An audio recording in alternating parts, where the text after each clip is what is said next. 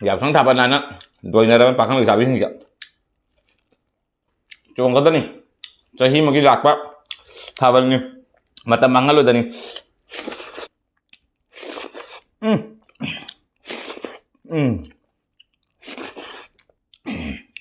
ꯌꯦꯔꯨꯝ 5ꯁꯤ ꯊꯥꯡꯒꯠꯂ ꯆꯤꯛꯀꯦ Let's go baby look at it.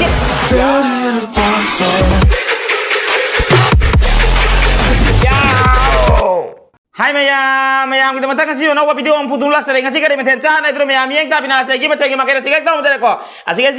muti malai jare asik muti lay jare asik muti lay jare segi muti cai na tenggo mana woy na tenggo rahum pudung lak sere asik mairian ga alu ka ngau malai jare asik akoi kaya di tu alu ka pak pang tau na alu tahu malai jare fry tau malai jare ada asik yerum mangagi omelet malai jare asik lay jare do cigong lay ga alu ka kangmet malai jare asik ni asik matang cai tu mayam caba una bayi tu Let's go baby look at ya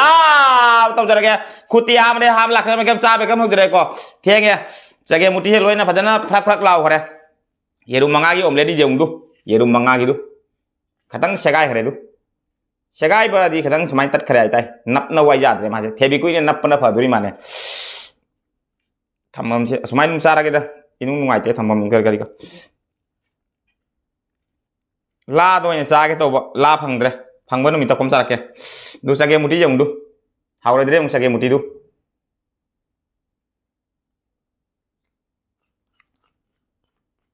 pukham da paraga su nungai taba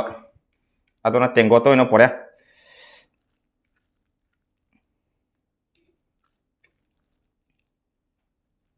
adona mi am saba hono mita let's go belo kit ya utar jaraga masa kom sare baby loke kaya da bul la ngam chakala lage na tro let's go belo kit ya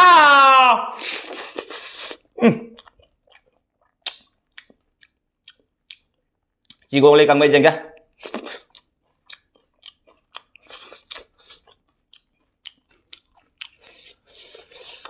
hảo á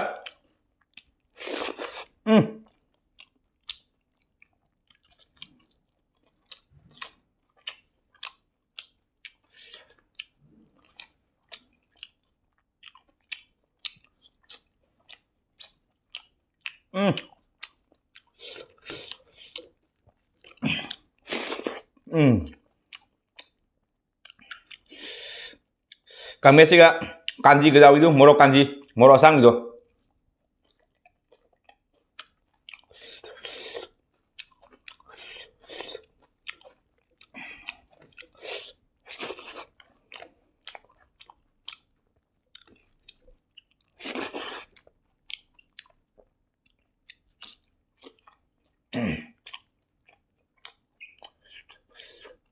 hảo lắm chị con lại cầm cái chặt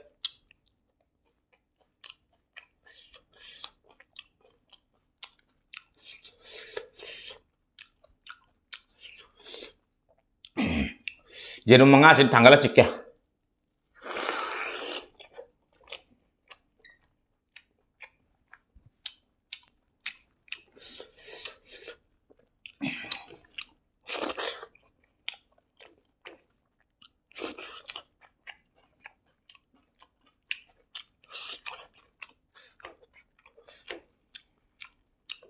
jengkol mah lo ya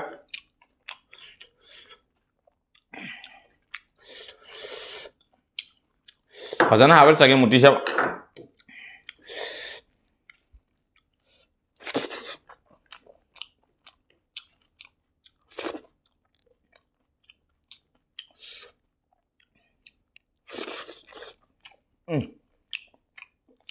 hawal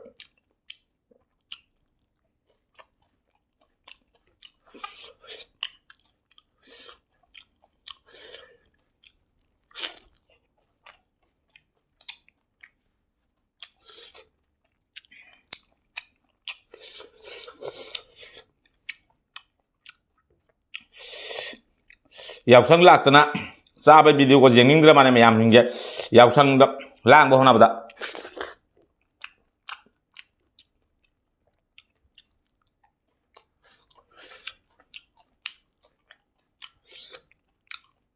ai ki yausang matam na yausang thaban na doinaraban pakhang laisabi hinge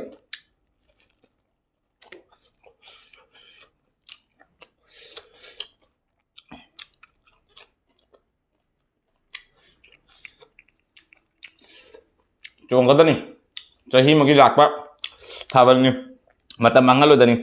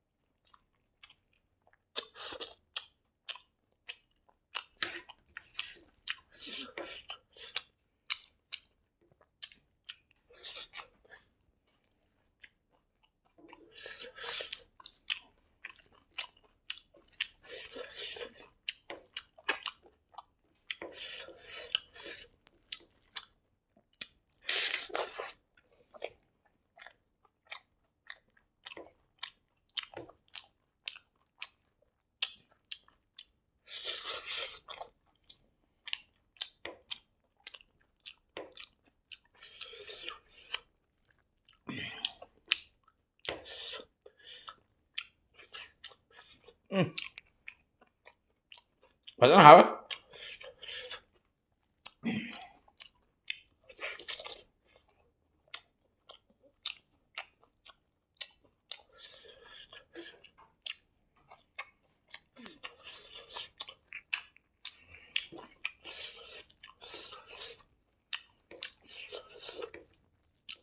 Cigong lên này heli bộ mahal jadi.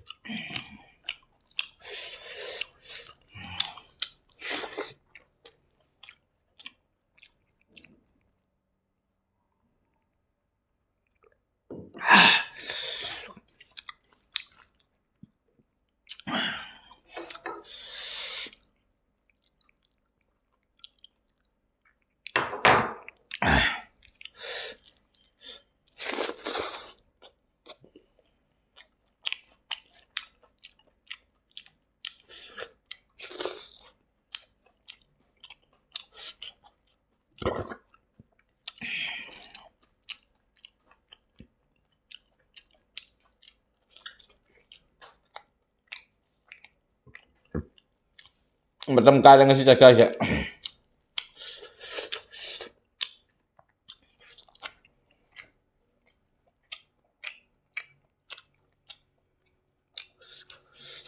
Baru tak cahap je na. Atau ndak sabab mau hona lagi ndak. Aje pun mengatakan nungtin dia. Nungtin do ni cara.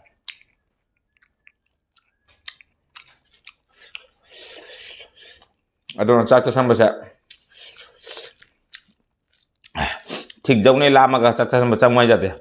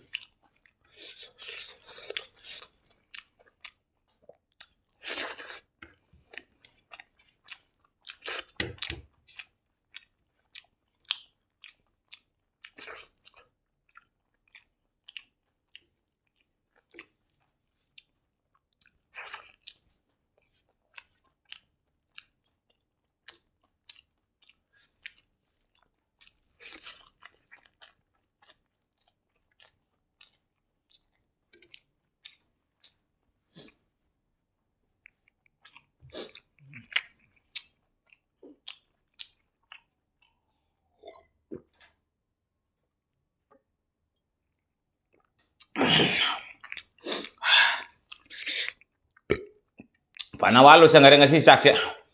matam kaya juga saksa mo jate atau su dosan tadi jada mukna panawalu sa nga itu si sulolo si di mana lebu mana itu lebu maku lebu lebu pambiki mana ai uti thong ba kuningi lebu mana happy lore seju तो मैं हमसे आप सुलूर में मतंग से video लोचन में तरह video एक बार तुम्हारे को लाइक शेयर कमेंट तो बकाओ भी करूँ चैनल सीधा ना मुझे कोई सिनाप सिंह लेकर ना चैनल से सब्सक्राइब तो मतलब ना बेल आइकन कटेंग लाओ नहीं बकाओ भी करूँ अदो इधर शो में बनाते हैं ये ना वो वीडियो में थांग बहुनी कटेंग आने करने वाला अदो इधर उतना चैनल सब्सक्राइब तो मतलब ना बेल आइकन कटेंग लाओ नहीं बकाओ भी करूँ हाँ दे जंगल इधर भाई सिस्टर ब्रदर मैं बुआ नहीं गए लेते बेबी लोग ताकत से मैं यहाँ नुक्सी भी की वीडियो चिपू सर लाओ ना करा चिया तो बिरो अच्छे हाय रखा मैं याद है कहीं ना भैया था लग रहा है अच्छी की बाय बाय नेक्स्ट वीडियो तो हम फंगना अच्छी की बाय बाय